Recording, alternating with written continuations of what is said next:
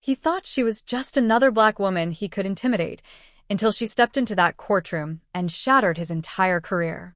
That night, the road was nearly empty.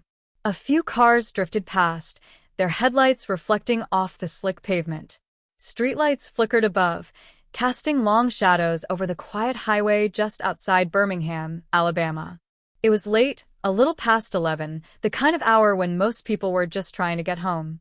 Lieutenant Commander Renee Dawson had been driving for nearly 2 hours, her fingers lightly tapping against the steering wheel in time with the soft rhythm of an old jazz tune playing through the speakers.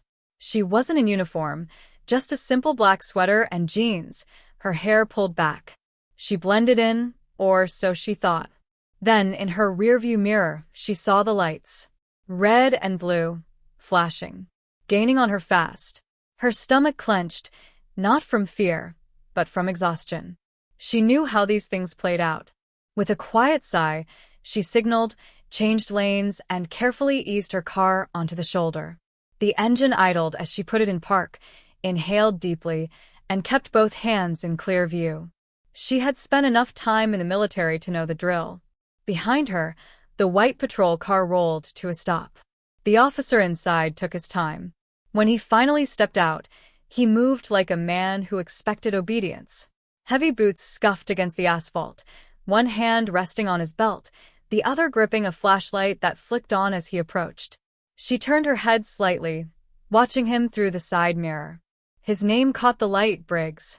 License and registration. No greeting. No explanation. His voice was flat, practiced, impatient. Renee met his gaze in the mirror, then moved slowly, reaching into the glove compartment to retrieve her documents. "Was I speeding, officer?" she asked, her tone calm and steady. Briggs didn't answer right away. He took the papers from her hand, barely glancing at them as he gave her car a slow, deliberate once-over.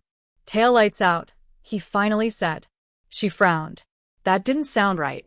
Briggs lifted his eyes to hers. "You arguing with me?"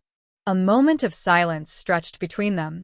Renee could feel the shift in the air, one of those unspoken moments where power is tested, and one side expects the other to fold. She had seen it before. In briefings. On bases. In training exercises preparing sailors for the world beyond the Navy. She knew better than to push. But she also knew her rights.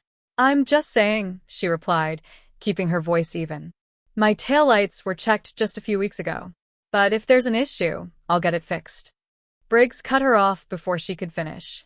"Step out of the car." She exhaled slowly, glancing toward the road ahead. No witnesses. Her fingers drummed against the steering wheel once, then reached for the door handle. "Mind telling me why?" Briggs smirked, tilting his head. "Because I said so." She let that hang in the air for a second before unbuckling her seatbelt and pushing the door open. The night air was cooler than she expected.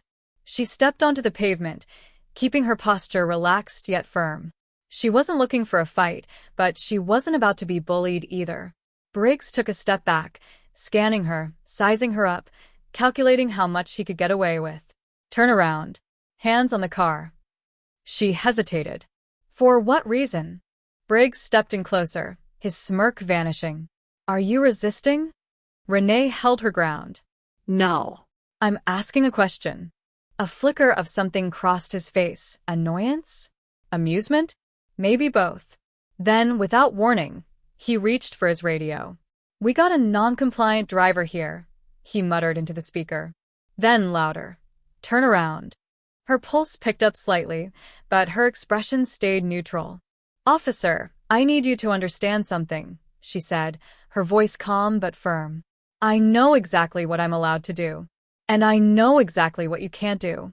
Briggs' jaw tensed. He didn't like that. "You're under arrest," he snapped, reaching for her wrist. She moved before he could grab her, stepping just out of reach. "Under arrest for what?" He pulled out his cuffs. "For obstructing an officer." She exhaled sharply through her nose. So that was his game. Her military training kicked in, heartbeat steady, breathing even. She knew she had two choices: comply and fight this later, or push back and risk escalation. She wasn't about to become another statistic. With slow, deliberate movements, she turned, placing her hands on the roof of her car. The metal was cool against her palms. Briggs wasted no time. He yanked her arms behind her, tightening the cuffs far too much before shoving her toward the patrol car. "You have no idea what you're doing," she murmured. Briggs chuckled, pushing her inside. "Lady, I know exactly what I'm doing." But he didn't. Not even close. As the hard plastic seat of the patrol car pressed into her back, Renee remained still, her wrists burning against the cuffs. She controlled her breathing, steady and measured. Briggs strutted back to his vehicle, muttering something into his radio. She glanced at the partition separating her from the front seat. The faint reflection of her face stared back, calm, composed. But beneath the surface, something simmered. She had been through combat drills, high-stakes operations, and interrogations in foreign territories. But this was different. This was a man with a badge, drunk on power. A man who thought he was untouchable. He was about to find out how wrong he was. The scene transitions into her time in the cell, the courtroom battle, and the final downfall of Briggs, with the story playing out in the same way, Briggs losing his power, Renee's quiet but undeniable strength winning in the end. By the time it was over, he wasn't the one making the rules anymore.